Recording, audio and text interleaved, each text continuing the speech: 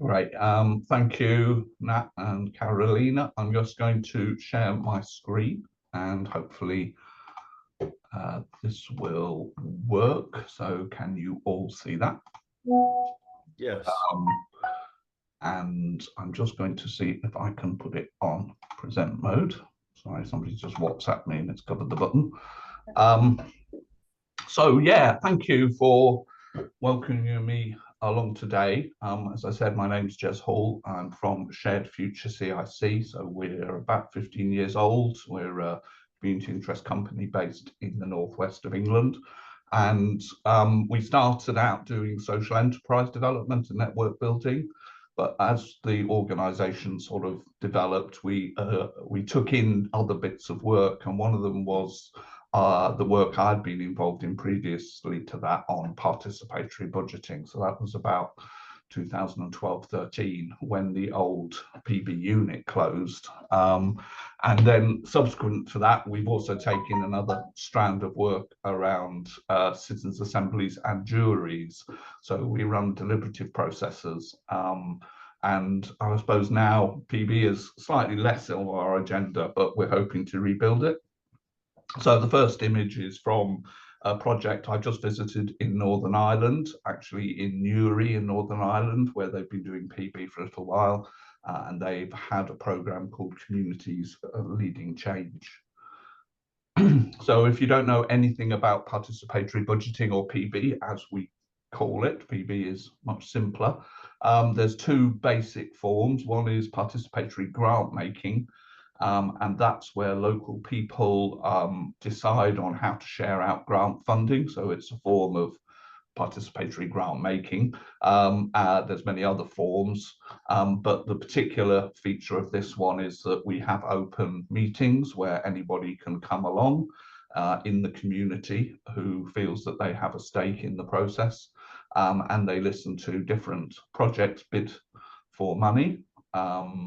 Typically in the region of £1,000 to £5,000, and then everybody votes, and everybody votes multiple times. So they don't necessarily vote for every project. They sometimes use rank voting, but they sometimes just have 5 equal votes, which they have to share amongst those different projects. So there's a whole set of rules and governance around that. But that's the most standard form of participatory budgeting in the UK. But its roots actually began in Latin America, in Brazil, in the 1980s and 90s as they emerged from dictatorship in Brazil. And that's more about what you would call community-led commissioning. So that's local people really having influence or decision-making power over public services investments in their community. And so those are much bigger and more structured processes. And they may take place online or at face-to-face forums and assemblies. And participatory budgeting has kind of grown and developed across the world since then, and operates on every continent besides perhaps Antarctica, and at very different scales, from the very, very, very small to multi-million pound processes that are linked into the whole tax and spend system of our democracy. So the leading area in the UK for the last few years has been Scotland, and we were very much involved in supporting and developing that. So that's a government-led initiative linked, I suppose, originally to the independence movement that had the referendum in around 2014. And at that time, there was a lot of energy and a new community empowerment bill going through in Scotland. And they picked up on participatory budgeting, partly because of our work sort of holding the network together in the UK. So they invested £2 million a year over about 5 years in participatory budgeting capacity building. So they funded awareness building workshops and training and support, and we trained every local authority in Scotland. And that led to lots of pilots as well. So they part-funded pilots. So, for example, Dundee was one of the early ones with a £1 million participatory budgeting built on their existing community planning structures. They developed the PB Scotland network, which is led by the Scottish Community Development Centre based in Glasgow. And they also brought in COSLA, which is the equivalent of the Local Government Association in Scotland, the Convention of Scottish Local Authorities, who have worked together on delivering this big programme of participatory budgeting. And the big sort of noise about that was that there was a commitment that 1% of all local authority spending would be based on PB. Lots of different ways that that's happened. Obviously, COVID came along and slowed it down. Some of the energy has gone out of government for PB in Scotland, but it's still happening and still developing. So, for example, there's a current, well, in Dundee, for example, they had a community carers budget, so small process to develop and support care services. Police Scotland, they've done a number of funds or rounds, so they're running one in Caithness at the moment, or sorry, in 2022 they had one. And there's been a kind of increasing link of PB to local government's own strategies around challenging poverty, for example. But over time, it's really developed into something more thematic now. So although it's still linked to local authority places, there's also some national guidance on how PB could be used within schools using pupil equity funding. So that's money that's been given to schools in order to equalise attainment. So there've been quite a few projects around school-based PB. I think the one on the bottom left is around reducing the cost of the school day. So working with parents who might be struggling with cost of trips or whatever it is to participate, for their kids to participate as equals. So thinking through different strategies and projects to do that. And also a lot of themes around green participatory budgeting.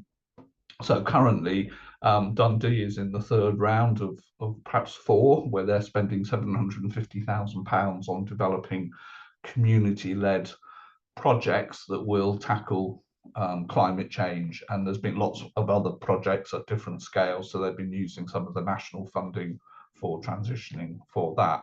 And the other thing that they've developed, which is really important, is the Scottish PB Charter. So they put together a charter for PB in Scotland. And in 2023, COSLA announced a couple of years late that they had hit their target of the 1% agreement, with over £154 million of public funding being directed through direct citizen participation rather than through the choices of officers and elected officials. So similarly, I mentioned Northern Ireland, so they've had a similar sort of process, much smaller scale. So that developed around 2017, and that was led by civil society overwhelmingly, using funds that were kind of coming out of the post-conflict settlements and trying to bring people together. Similar sets of projects, awareness building workshops, training and support being offered to people. Some initial pilots, so Triangle Housing, for example, got involved, and they did some really interesting work with people living in sheltered accommodation and giving them a voice. And I could go into all of these at great depth, but I haven't got time now.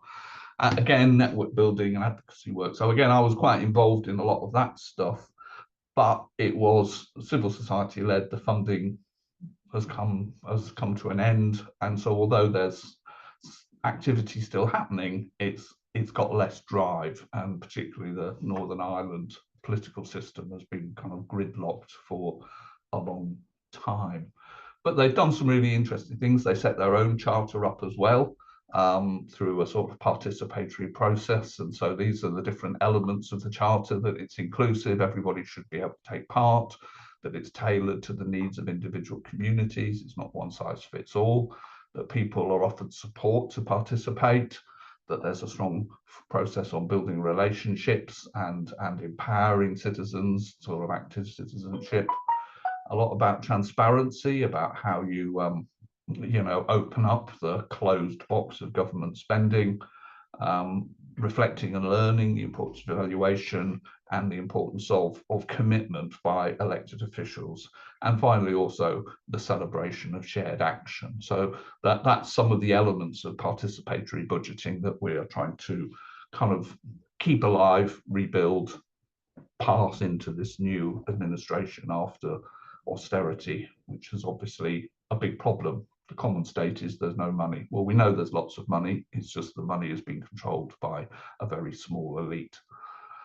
So here's a couple of case studies. I know time goes on. If I've got 5 minutes left, give me a 5-minute warning, Matt or Carolina, that would be great. So currently we're supporting a process in Lancaster called Your Pots, and that's part of a lottery funded program called Closing Loops. So we've got £200,000 of National Lottery Climate Fund, which we've made an agreement with Lottery that we would be onward granting that. So that was very bureaucratic, but basically we have control of that money and are spending it on their behalf rather than them spending it through their standard grant programs. So for every year we've got £50,000 and organisations can bid for between £5,000 and £10,000, and we're just starting the second round of that. And all of the projects are to grow ideas and scale up pilots that contribute to local ecosystems of regenerative initiatives and enterprises. So the picture on the top is some of the people who participated and presented their projects in the first round, and voting happened at a day in November last year where people voted for 4 or 5 projects using recycled bottle tops. So a lot of it is about kind of getting people involved. We had about 80 people turn up for that event last year. And some of the feedback, people are really excited about the collaboration that comes from it, from bringing all the people who are bidding into the room together and talking and sharing their ideas.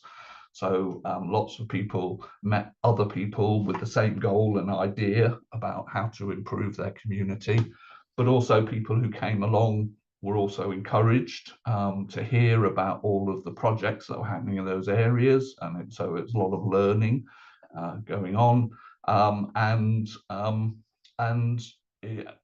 lot of people felt that it helped people consider different strategies and approaches for more sustainable communities. So a lot of the projects were food related in the first round, a lot of them projects reusing out-of-date food, but also there were quite a few around other forms, and this year we're pushing reuse and recycling and other aspects of the regenerative economy in the second round. And then I've just 2 more. Gwent is an area in South Wales, and last year we did a guide to the well-being, evaluating the well-being impacts of participatory budgeting there.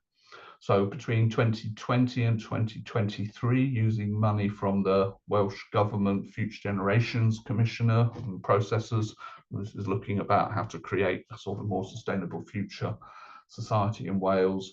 The Health Board, linked to a Newry Bevan hospital, again passed on money to local authorities in that area to do different PB processes, and each adopted a different model. So some had online events, some had face-to-face events, a lot of them were around COVID recovery and well-being, and we were kind of brought in to try and see if we could make sense of all of those different bits of activity. And I think it was over £1 million over a couple of years.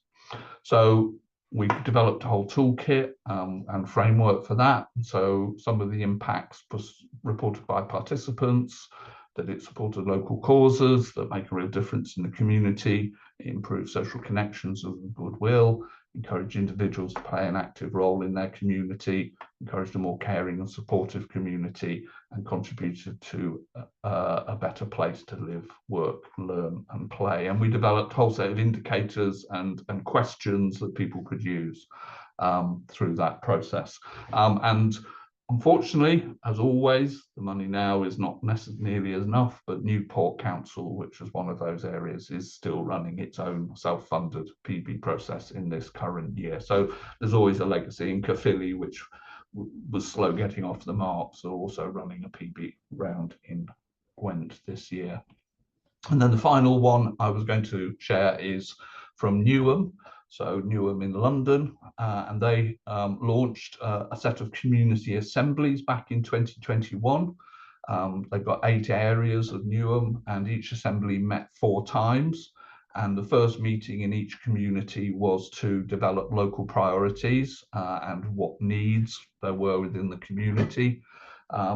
They were all given £100,000 per area from development funds, so the community infrastructure levy, so that's money from developers.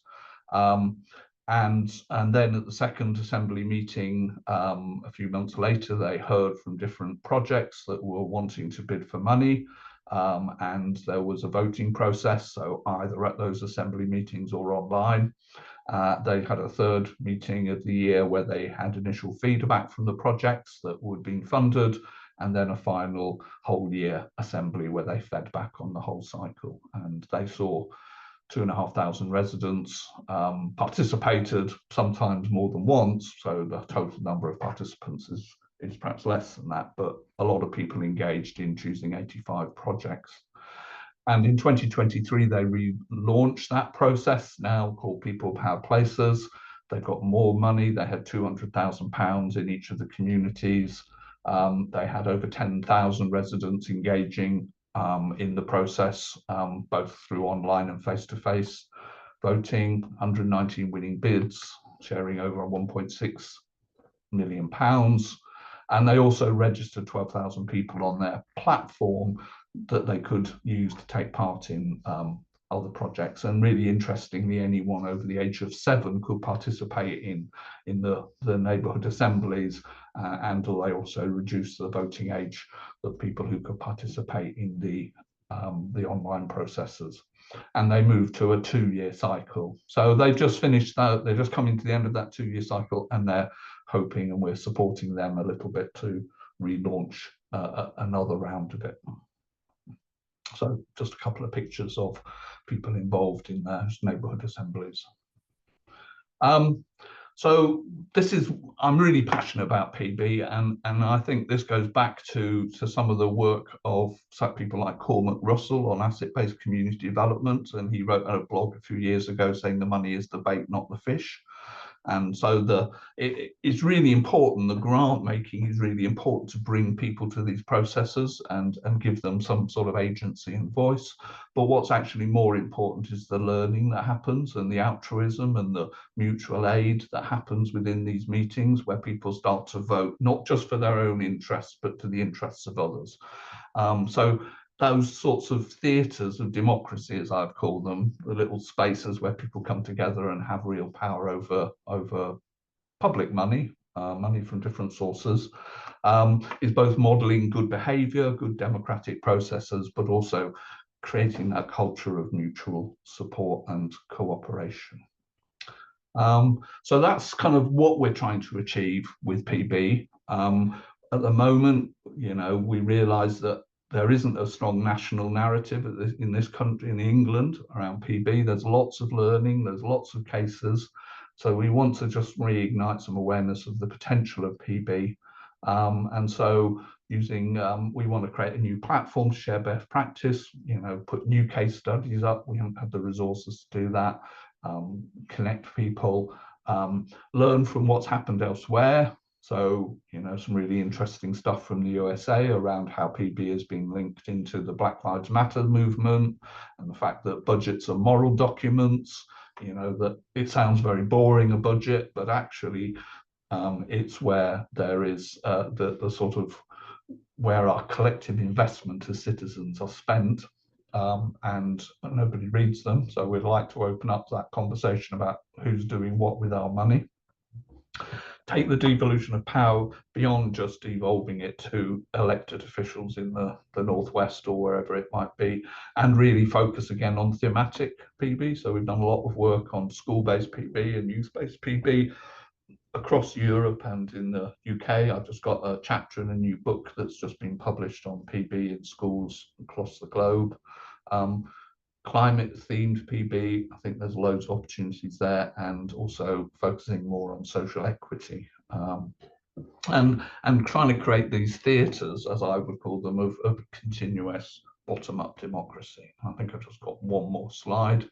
So we applied for funding from Control Shift for a Greater Manchester kind of community of practice to get people who might be engaged in this and might want to learn more about it and might be able to advocate for PB to be sort of put into the devolution models of Greater Manchester. And we've had some success about that, but it's been really hard to get that project underway, mainly for internal capacity issues we've got. We are applying for additional funding to scale up that work. So we've got an application into the National Lottery to build a sort of a wider network outside of Greater Manchester, but also we've put one into the Network for Social Change to build a sort of climate resilience network of people who would be advocating for how climate funds are used. We're trying to develop some new resources and support public bodies. So, for example, I've just been back to Newry and I've been advising Newham a bit. And particularly, we're really interested in how we connect up PB to our climate assemblies. We do a lot of these in deliberative forums, but at the end of them, they kind of end. And often the citizens who have been involved are now passionate and turned on, but there's no structure. So we're trying to say, well, if you're going to have a citizens' deliberation, you should be having a budget set aside at the outset for the recommendations to be delivered on the basis. If you're going to spend £70,000 on a conversation, why not then put £1 million that will be spent to achieve the outcomes that the local government wants, that citizens want, and gives scope for citizen action after that. And that also then links into the whole social enterprise and social and entrepreneurship things. How can we use this to build capacity and scale in grassroots organizations who want to make change happen? And we've seen this sort of learning elsewhere. There's this idea that we need to move away from democratic waves to ecosystems. And so we want to kind of just learn what's possible within our very top-down and controlled government, because we are a very top-down and controlled society. And it's really hard to bootstrap it. So we realized that we, perhaps more than we did, that we're working from a really low ebb. When we picked up the work in Scotland and elsewhere, we had more capacity, there was more life in this. And so it is actually really hard to build a campaign around something as intangible as budgets. So that's my presentation. I hope it was about 20 minutes, but if it's less, then I can talk forever about participatory budgeting. In fact, I'll tell one story. The first big, or two stories, the first big PB I went to in Bradford way back in 2008, that was using funds. They gave out £300,000 in one day in £10,000 grants through the local strategic partnership in Bradford. I did some analysis. They worked really hard. The number of the people who were in that room, they brought together sort of 3 people from each organisation, and they had about 50 organisations, so they had about 150 people in that room. And they matched the demographics across the whole of Bradford almost perfectly in terms of who was brought into that room. But what was really interesting was the funding that was given out also matched almost perfectly the demographics. So this was the whole of Bradford, in a sense, in a microcosm of Bradford, coming together and sharing money between each other. They had a payback system, so at the end of it, people who had been awarded money could hand money back into the pool to allow other groups that had just missed out on the voting to get funded. So they had a kind of an altruism moment. But the only group, and I did an analysis of whether people spoke well and looked like they could get the money from elsewhere, and they were the only group that didn't do well in this process. And so it was inverted the normal grant funding mechanism, because people saw there's a limited pool of money here, those people can get the money from elsewhere, so we're going to send the money to groups who wouldn't otherwise normally vote. And one final one, a similar process in the police. The police were spending money to tackle organised crime in Greater Manchester a few years ago, and they also ran £30,000–40,000 PB grant making processes in different communities. One of those communities, you didn't have to be an organised group, you just have to have 3 people who would stand on a platform. This was 2014, and we had 3 transgender young people under 15 stood on a platform saying, "We want some money." They didn't get their money, but they did get a huge amount of affirmation from the room and applause, and a conversation started that nobody was really aware of in that space. And we had police standing behind them, and we had different officers and youth workers and all sorts of people supporting that. But another project were 3 women who said there's a problem with domestic violence in this community, and they did get their money, and they then got more money from the police to tackle domestic violence. They got a free flat from the local housing association to set up a domestic violence project called Safe Spots. And 4 years later, they were the organisation that broke a national scandal that in order to get benefits, women had to get a letter from a GP to prove that they were suffering from domestic violence. So from that start, those 3 women coming together from this process, they led to 4 or 5 years later, changing national policy or influencing national policy on domestic violence. Lots of other stories I could tell a bit like that. Thank you. Thank you so much, Jess. Now, do we want to keep the recording going for any questions, or shall I put it? No, please switch it off. Okay, folks watching this in the future, thanks for being with us, and goodbye.